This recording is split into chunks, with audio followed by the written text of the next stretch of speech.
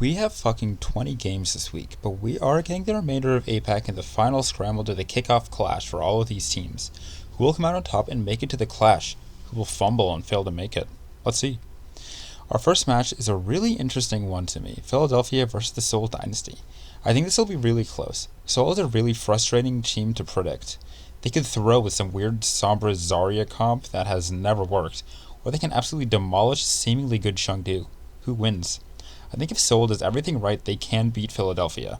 This is a pretty risky pick, I think, but honestly, I think this is the first real test for Philly. They beat a Shanghai who has not been practicing as much as they needed to, and they forced the same Zarya comp that they don't look too good at. And then with Guangzhou, who are pretty garbage right now. Obviously, it's still impressive that they have a lot of good pieces, but I was really impressed by Seoul against Chengdu, and I just think that Seoul have the better pieces. I think if we can get those Winston and Tracer dives from Seoul, they should be able to pull out the win, but this spread is honestly my most risky. Seoul definitely has had a lot of drop spaghetti recently, and has had some issues, but you only live once, dude, so I'll take it 3-2. Really like what I saw from them against Chengdu. Next up, Chengdu versus Guangzhou. Chengdu look real shaky recently. They worry me a lot. They showed a distinct lack of adaptability against Seoul. Daisy was stiff by Bernard, and I just don't think Jinwoo's hero pool is good for this meta. They really don't have the flexibility needed to deal with Hangzhou, who seem like a very solid and well-rounded team in my opinion. I just favor Hangzhou on the mirror, so their issues with Gushui should not be as much of an issue, so I'm going to give it 3-1 to Hangzhou. Next up is the Guangzhou Charge versus the Shanghai Dragons. The Charge are reeling after a 6-map loss streak, whereas Shanghai are trying to regain their momentum after a tough first week. I don't really think this will be close. Guangzhou don't convince me whatsoever. They seem very sloppy.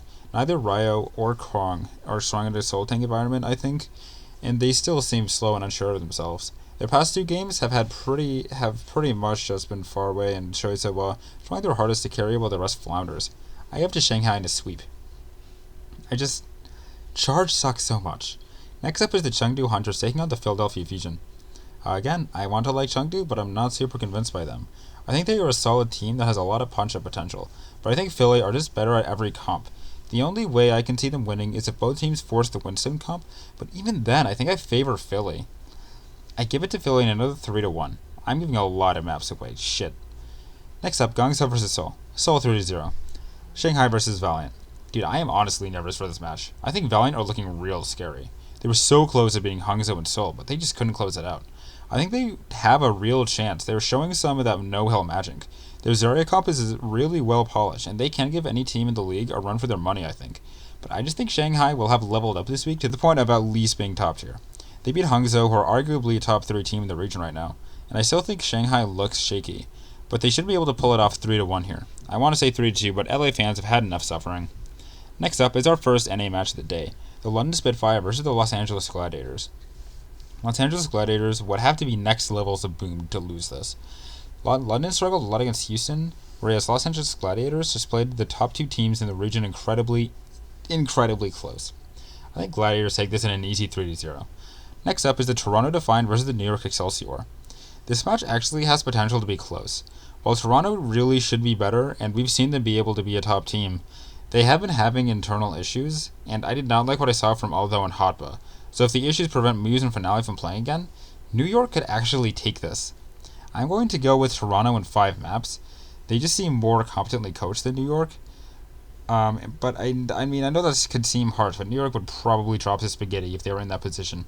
But Twilight and Shorung are just so much of a better backline than Gangnam Jin and Myeonbong. Finally, the San Francisco Shock versus Vancouver Titans. 3-0 to the Shock. Next up is the Hangzhou Spark versus the Guangzhou Charge. I'm going to go ahead and say Hangzhou 3-0. Hangzhou seems strong outside of a few hard throws by Shanghai against Shanghai. So there you go. Next up is Shanghai versus Chengdu. Yeah, Chengdu always 3-0s Shanghai in their first meeting. But it's not week 1 anymore, guys. This does have potential to be close, though. Chengdu are still trying to prove they are top tier after a tough loss to Seoul, while Shanghai are still in the bounce back process after last week. Overall, I just think Shanghai are more well-rounded, though. In the Genji comp, I think Hu are used rather than Jinmu, and again, Leave is phenomenal, but it's just neutered by having to one-trick Soldier for the most part. I think both teams are pretty out of whack right now. I'll give it to Shanghai 3-2, but it's definitely winnable for the Hunters. I think they're being underrated right now, but Shanghai just seem like the stronger team to me. Next up, the Valiant versus the Fusion. Again, I like the way Valiant are looking, but Fusion should be able to scrape up a win here. Valiant is just stiffed in every position. I'm thinking another 3-1 loss for the Valiant here. You get your win soon, LA fans, I promise. Next up, the Atlanta Reign versus the London Spitfire. Likely another blowout. London are getting exposed for being excessively mediocre, and that trend won't end here. Maybe it'll be close if Atlanta decide to keep trying out that Gator and Venom comp, but they look pretty clean even with those two in. I'll go with Atlanta in a sweep here. Next up is Paris versus Houston. Houston should take this 3-0, but there's a little upset potential here. Paris has been improving recently, but again, Houston still seems solid. I think they should take this chance to integrate Piggy more into the roster, but no Houston, they'll roll out on the Doom and still stop because Paris are terrible. Finally, the banger of a match, Florida versus Washington. Look guys, I get it. Washington has let me down in the past several times last year. But let me sip on my hopium a bit more. I think Washington take this year. People ranked them super lowly due to that Boston game, but that was a clear underperformance from Decay and Happy. They were playing well below what we've seen from them in their previous games. And I also think they were caught off guard by the Zarya comp from Boston, as Pre said. I don't think Florida are that strong at the Zarya comp, though they have shown the capacity to play it. And I still favor Washington in the Winston mirror. If Decay can play even half as well as he did against Florida and Atlanta, he should blow Checkmate out of the water. Happy I would still say is better than Hydron, and Mag is better than someone. Unless Surmosh had hard carries, there isn't really a position I favor Mayhem in. And in the final point, shout out to Yesker for bringing this up. It's a double push week, and Florida dropped the spaghetti against Houston twice on push in their game. I just can't see Florida as anything other than the gatekeeper at the moment, and that Justice just had a poor game against Boston. Yes, please feel free to make fun of me when Justice dropped the spaghetti again and got swept by Florida, but I'm putting Washington 3-2 here. Next up, the Fire APAC games. We have the Seoul Dynasty taking on the Shanghai Dragons. Y'all are going to hate me for this, but I kind of favor the Dynasty here. I just really like what I saw from them against Chengdu. Smurf and Prophet are just so deadly. Fitz is popping off, and Creative and Vindane were crazy as well. Again, Seoul can always drop the spaghetti, but if they literally just play like they did against Chengdu, they can pull out the win here. Shanghai have issues of their own. They did not look literally as clean as Seoul has recently.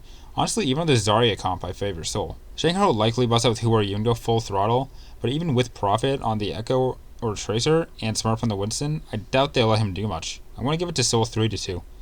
I'm going to get so many wrong this week, huh? Next up is the Chengdu Hunters versus the Los Angeles Valiant.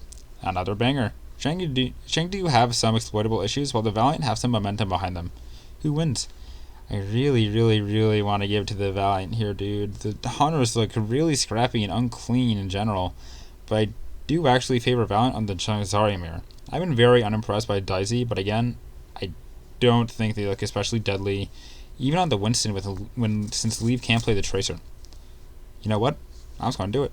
I'm going to fucking do it. Valiant went 3-2.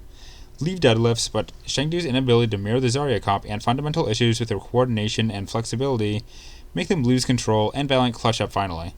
This is another wild take this week, but I have confidence in the Valiant. They impressed me quite a bit last week despite going 0-3. Poor Chengdu though, I hope they can bounce back. They look a little bit tragic. Next up is Hangzhou versus Philadelphia. Dude, I don't know about this one either. Shai has shown some issues on the Soldier and relies on the Ashe too much, but the man almost makes it work. Alfie and Zest are neck and neck. I think mechanically Gushue and Banar are better than Belosaria and Fury. I favor the Spark support line a bit more, but I think I'm going to go with Philly and a Nailbiter here. Some of those throws against Shanghai are just embarrassing for Spark, man. I know they probably ironed them out, but I feel like they'll drop the spaghetti again, whereas Philly look a lot more disciplined and clutch. I gave it to Philly 3-2, but like all the other matches from this day, I could give it to Hangzhou just as easily. What a stacked day, holy shit. For our final matches of the kickoff clash in NA, we have the Boston Uprising versus the Dallas Fuel. I know the Washington game filled fans with a lot of hopium, but I'm still not convinced. I think while the Zarya comp is definitely the best look for them, Dallas happen to be probably the best Zarya team in the world right now. They just lose out on every position. Can they make it close? Sure. Will they take down the Fuel? I highly doubt it. The Fuel take them down in a clean sweep, dashing their kickoff clash hopes. Finally, the Los Angeles Gladiators take on the Atlanta Reign, another key match for NA.